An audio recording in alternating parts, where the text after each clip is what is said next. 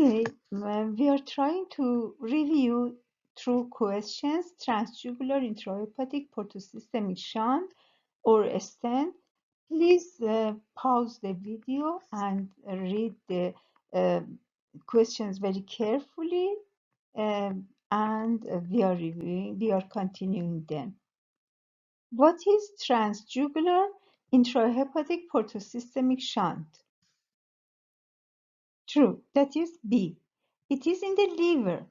Yes, we say transjugular, but transjugular, internal jugular is in the neck.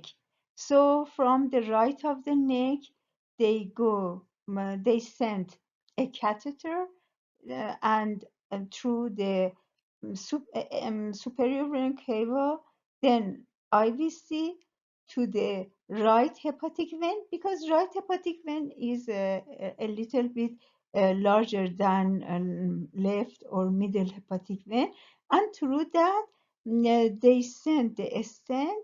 Uh, the distal is intrahepatic IVC, and the proximal part is in the right portal vein, because it is very common for the stent, even after 1 month or mostly after 3 months, not 5 years, to be stenotic or even occluded, then it is a kind of screening to check for the patency on a regular schedule.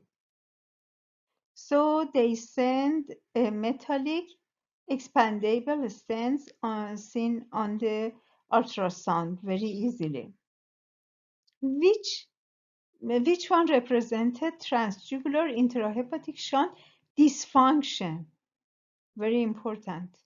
Patency or velocity, which place portal vein and intrahepatic veins, they are very important. Please pause it.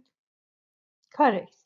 Distal metal part near the right atrium um, is awful, because the distal metal part should be in IVC, intrahepatic, the hepatic vein, and the IVC near the right hepatic vein. Please imagine that this one is portal vein. So we have portal vein, right portal vein, left portal vein. We have the shunt from here to the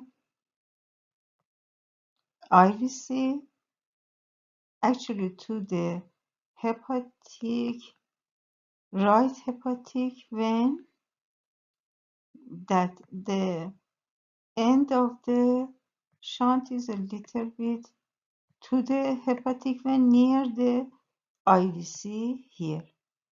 And because the liver had fibrosis, no way for portal vein to empty, so the flow is not hepatopetal like normal or antegrade. It is retrograde to the stent to go to the IVC and empty to the systemic circulation. So when the flow is toward the liver, it is not normal, and the flow inside the portal after a normal stent, it is increasing, because it is draining all the blood that is collected here to the stent to go to the systemic flow. Because the stenosis resistance index would be high and the flow is not toward the stent and turn to the liver, so antegrated graded flow or collaterals are not normal, and it can show the stent is with stenosis.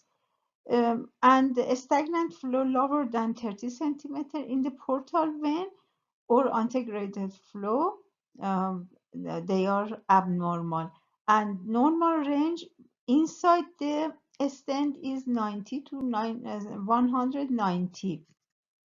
We should do all the way of the stent from here all the way.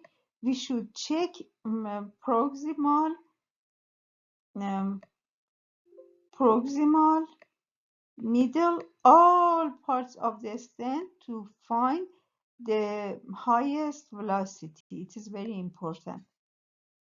The tips dysfunction should be as a screening before any symptoms like occurs. Before ascites, so we should check for ascites. If we have the liver here, we have the liver here and the diaphragm, then here maybe we have ascites, ascites here, or a kind of fluid between the diaphragm, here diaphragm, and the liver. uh, any fluid here, or in Morrison patch if it is the right renal or kidney, if there is a space, black space or non-echogenic space. Here this is ascites, or ascites, or massive esophageal bleeding through the coronary vein or left gastric vein, or pleural effusion. And so we should check all of them on the ultrasound. So maybe we have pleural effusion. Here is diaphragm, and below that is the liver. So if we have here black space, here we have lung, and the diaphragm and the liver should very close to the lung. This space is pleural effusion. All of them shows that the patient have the symptoms of stenotic of the stent. Tips dysfunction should be as a screening before any symptoms like, yes, it was all. So every 3 months, the first month after placing the stent, the third month, 6 month, 12, 1 year after putting the stent, um, it should be routinely evaluated with ultrasound, and all the parameters like portal vein, hepatic vein, all the way of the stent, flows, scale, angle correction, all of them should be accurately measured. And size of the coronary vein or left gastric vein more than 6 millimeter is very important, because it is normally less than 6 millimeter, or ascites or everything, because the sensitivity of ultrasound alone is not high, and we should do very carefully all parameters. Most stenosis in the tips shunt occurs in the, so most of the time it occurs in the distal of the stent and hepatic veins. But here it is just for kidding, for easier learning. Budd-Chiari syndrome is also thrombosis of hepatic veins, or the IVC, and they are not related together. Just for reminding that hepatic veins in tips at the distal part may be stenotic or thrombotic. Yes, this question is very important. TIPS evaluation with aliasing at velocity scale on the map is 190 centimeter per second. Indicative are, It is a little bit tricky question. Our scale in map is 190. 190, maybe it is 190, or I write here the baseline, and the away from the transducer. If it is, the scale is high. For example, it is 70 here, 79, and for example, 79 here too. So it is about 160. So it is high. Or for example, here is 100 centimeter per second, and here is minus 102. So the scale is very wide. If we have aliasing, it is a true aliasing, not artificial. But if here is, for example, 20 or 30, here is minus 30, so the aliasing is artificial. But here it shows a stenosis because we have a very wide scale. And very common, after 3 months to 2 years, 78 to 88% and 60% to 5 years later, we have stenotic or obstruction of tips or tips dysfunction. So please detect all the parameters, not one of them. For example, peak systolic tour all the way of the stent, change in 40 centimeter per second for any part of the stent or previous exam. For example, our previous exam was something and now it changed 40 centimeter per second on the history, for example, 2 months ago or 3 months ago, or any part of the stance changing the velocity, it is very suspicious to stenosis, or flow away from the stent in portal vein, or velocity of portal vein should be very high in normal situation with a stent, because all the flow with high volume go through the stent to go to IVC and systemic circulation. And the place for proximal and distal stent, all the way of stent should be detected.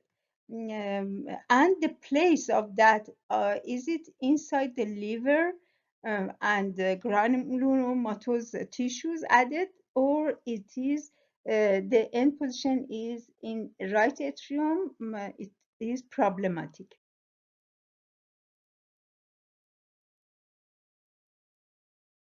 Is there any ascites we should check with ultrasound?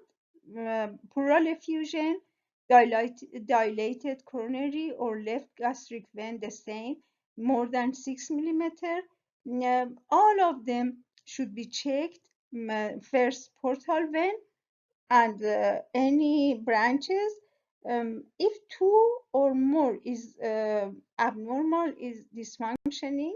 If one of them is abnormal, it is suspicious of dysfunction.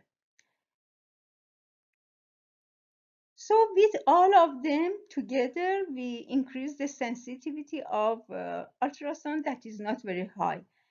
Patients with ascites and symptomatic cannot tolerate a scanning position or cannot tolerate to be in supine position.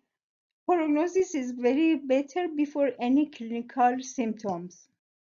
Which one is optimum for screening of patency of tips with a patient without any symptom? That's true, all of them. We speak about them all together very important altogether. All through the stents, we should search the velocities, change our angle correction, steering, and scale. Direction of flow in portal vein is very important, and angle correction 30 to 60, good steering, all of them very important together. So real or artificial aliasing with checking the map and scale very important.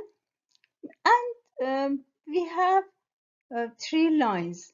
For example, this is the window, color window.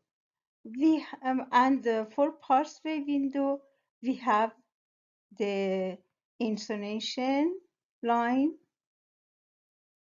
and the gate. Okay, and for example, the vein is here. The third one, the place of this gate is not good. It should be in the center, or 1/3 of the diameter. In the center is better. Sorry about drawing this incorrectly. Okay, and the third one that is very important is indicative line. Here,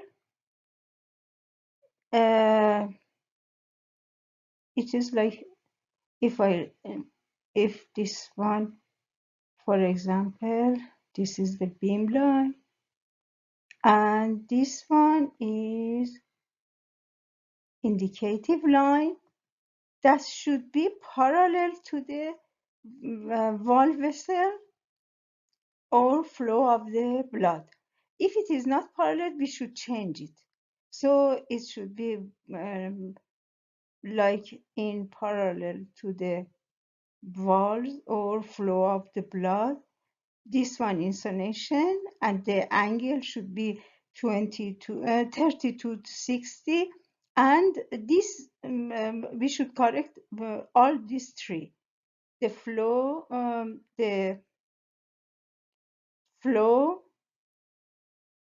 parallel to the indicative line, and insonation angle. We should try it 30 or 60. For example, this is not good. This is our vessel and insonation angle here.